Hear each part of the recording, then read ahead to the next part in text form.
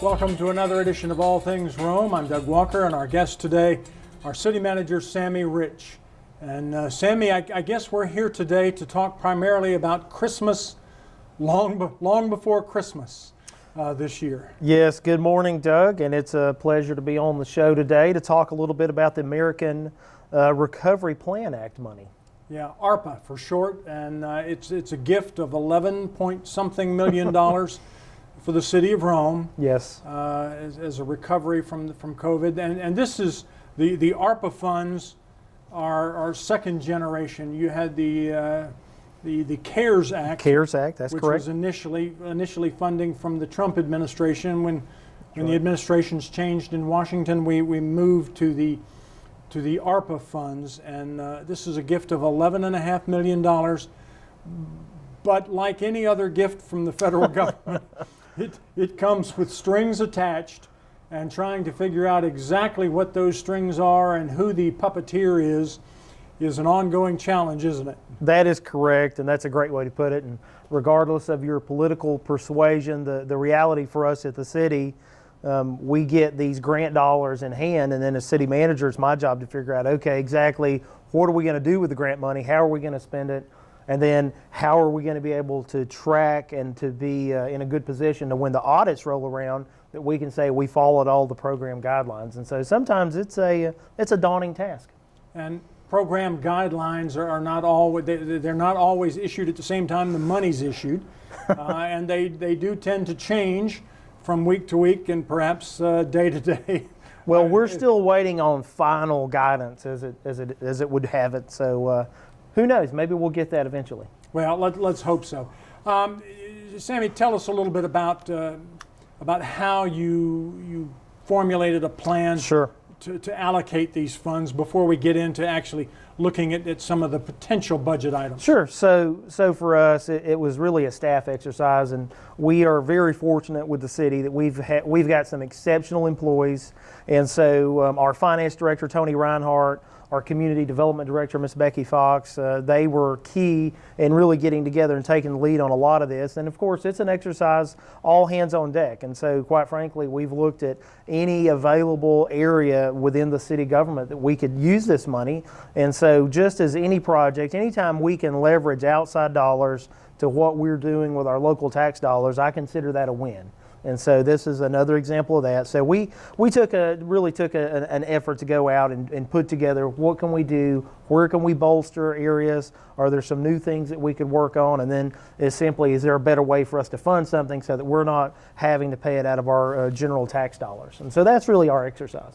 Now, were there any initial guidelines that set up specific criteria, such as use it for infrastructure, water and sewer, use Exactly. it for public safety? What kind of initial constraints were you made aware of? Yes, and so just that, energy efficiency, that's one of the cases. And so one of the projects we have, meter replacement, in fact, that was one of the examples given where communities are replacing old, outdated, or antiquated water meter technology. And so, days of old, an employee would drive up, get out, go and look, physically pull the lid off, look into the meter to see what the water usage has been. And of course now that's all done through an automated process with the new smart meters. And so we're on our second generation now, and that's one of the projects for us is replacing our first generation smart meters with the latest and greatest. And so we're trying to replace as many as we can and finish up. We've got about 15,000 of those meters citywide that we have to endeavor to replace. So quite extensive. That's a whole lot of meters, and that's potentially well over $2 million. And if I'm not mistaken, that is probably close to, if not the biggest item on the initial list now. Absolutely, and so at about $2.78 million, so quite a number. But again, that's something that we've got to do regardless, and so we're going to do that with our own internal funds, or we get a chance to leverage our outside dollars. And so this is a great opportunity. So a great project for this. One of the other projects that I want to talk a little bit about specifically is a public safety related project. Yes. The city has been looking at for a number of weeks now a new surveillance system, Yes. Video camera system. tell us a little bit about Sure. where we are with that. So again, you asked earlier about one of the areas, and so public safety, and so that's an area that was clearly defined, eligibility of funds, and so we've got a $300,000 earmark to really bolster our camera system for downtown Rome, and so the technology has really advanced in the cameras, and so the cameras not only themselves but the back end, the processing software, so that if we are looking at a defined area that's within a camera view, you could literally do something as simple as query, I'm looking for anyone in the past time period wearing a red shirt, and so then you're able to go in and look at footage to where anyone that would have matched that description. So you're thinking about, imagine a lost child or a missing person, and so the technology has really come a long way. And of course, we want to take advantage of that, and we want our Broad Street to be as safe as possible because we've become quite a destination, and you don't have to go far on any weekend downtown to figure out. A lot of folks are coming here from out of town, and they want to spend dollars, they want to visit our shops and restaurants, and so we want to make sure everyone is as safe as possible. Now, the query system that you mentioned will say, for example, Yep. if you were to put a camera on the front of the forum, where the main Yes. entrance of the forum, these cameras have like a 270-degree angle view, so you can see everything to the left, everything to the right, across to the pedestrian bridge, That's right. as well as everything in front of you, and you can program it to say, if this camera picks up more than X number of people, let's say 20, for example, Yes. a notification would go out to who? So let's say theoretically for public safety purposes, let's say you're surveilling an area for whatever reason, and to your point, hey, we've got a large gathering of people here, and maybe it's a police supervisor who receives a notification, and then imagine that police officer could then pull up particular cameras and look at footage, live, real-time data. So you're really enabling real-time crime fighting in a lot of ways. So it's a very proactive system, Absolutely, as absolutely. opposed to being completely reactive Yes. to an issue. We've got a lot of projects in a limited amount of time. Sure, let's jump talk in. about some of the others. Absolutely.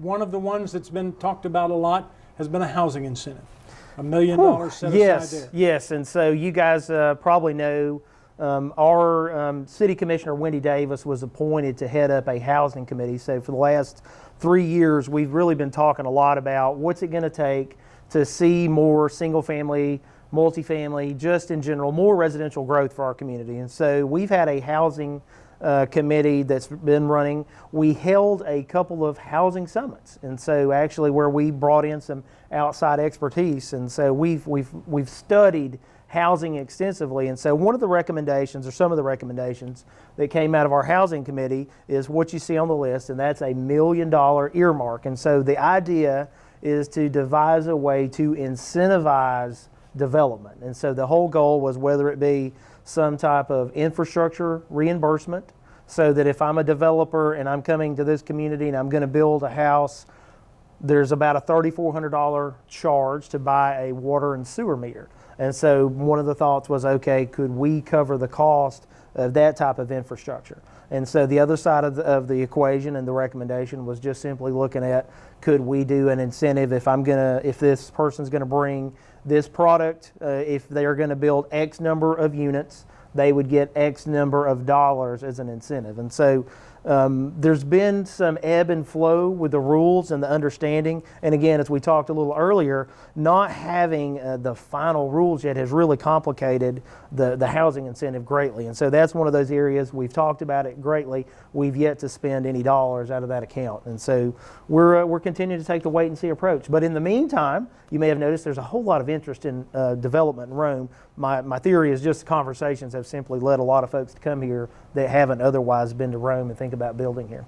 I think we're going to see a lot of housing going up in Rome over the course Yes. of the next 18 to Yes. 24 months. Another one of the projects is just listed simply as parks and recreation.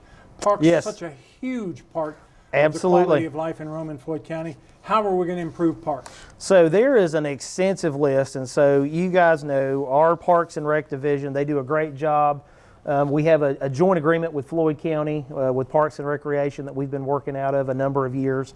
And so we've got a number of different projects, and I can hit some of the highlights. One example is simply increasing LED lights down at our Fielder Center, so it'd be an increase of security while also lowering the utility rates. A new playground at Heritage Park, upgrades at our Northside Swim Center, and so it is our only community public swimming pool, and so that's obviously a great project. Ridge Ferry Park, doing some work out on the stage at Ridge Ferry Park, looking at working on the walking paths in Ridge Ferry, one example. Riverview Park over behind the levee. A lot of folks have played a lot of sports over the years behind the levee, and so a lot of things in Riverview, from fencing to bleachers to shade structures, lighting, and so just simply water lines. You've got old water infrastructure in the ground over there, so a lot of things there. Talbot Park, located out in Somerville Park, one of our greatest residential neighborhoods, and so working on the basketball, tennis courts out there, rebuilding the bridge out in Talbot Park, and so those are some of the highlights of that. But it's a pretty extensive list, about $1.7 million, and so but within the city we can really touch each one of our city parks with that allocation.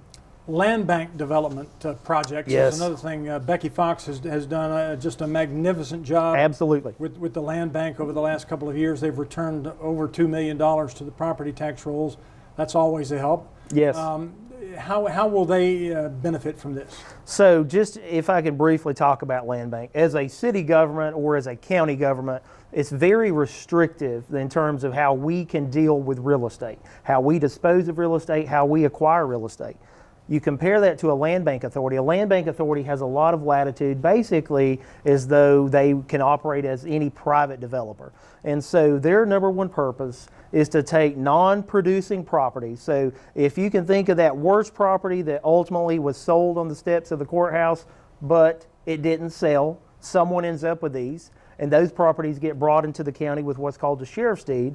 And so the land bank has worked to take those properties, put those back into production. And so it's been tremendous. And so it could be something as simple as a strip of land adjacent to a homeowner, to as assembling a project to put together housing. And so one of the focuses for our land bank we want to do is housing. And so that could be new construction or it could be rehab.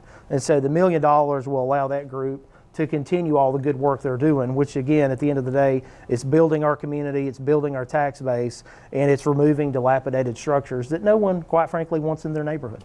So we've got roughly about $11.5 million in a direct allocation to the city. And I believe the budget that you've got temporarily earmarked is roughly nine and a half. That's correct. So you've got about $2 million in contingencies. Is that about right? That's a safe bet. And of course, there's also a huge pot of money, over $4 billion in ARPA funds that have been allocated to the state of Georgia. Yes. And we have a number of asks to the state government for consideration. That's correct. Highlight maybe one or two of the really big ones that you're hopeful for. Yes. And so we really, again, there's not a lot of guidance. What we were told is there's $4+ billion in a state pot of money. And so we were, okay, let's go and see what we might do. And so just to give you, so we looked at everything from public safety improvements for fire, purchasing fire equipment, fire trucks. On the larger end would be the concept of a new linear park on the riverfront, basically on the levee on the West 3rd side. And so that could be a $38 million investment. And so again, under the bucket of money from the state, those are a couple of areas that we thought, why not ask for it? Someone's probably going to get awarded money. It could be the city of Rome. And so if you don't ask, we're definitely going to be told no. And then other things, utility projects, some of the things that you don't necessarily see, underground water, sewer, et cetera. Well, and we've got plenty of opportunities for underground water and sewer in our community. Absolutely. Perhaps even the extension out to the new Braden industrial site. That's right. Out off of 411. Out off 411. That's a whole new initiative for our community. And it would be great to have that money come from somewhere other than our budget and Yes. our property tax Yes. base. The other good thing really quickly is that having this pot of money will allow us to use our property tax base for other purposes. Exactly, as well. and that's exactly the case. Again, whether you're in favor or against ARP money, the reality is, as a city, we've been allocated this money. We're going to figure out the best way to maximize the use and hopefully benefit our local citizens and taxpayers. All right, Sammy, thank you for being with us. Absolutely, thank you. And thank you for being with us on All Things Rome.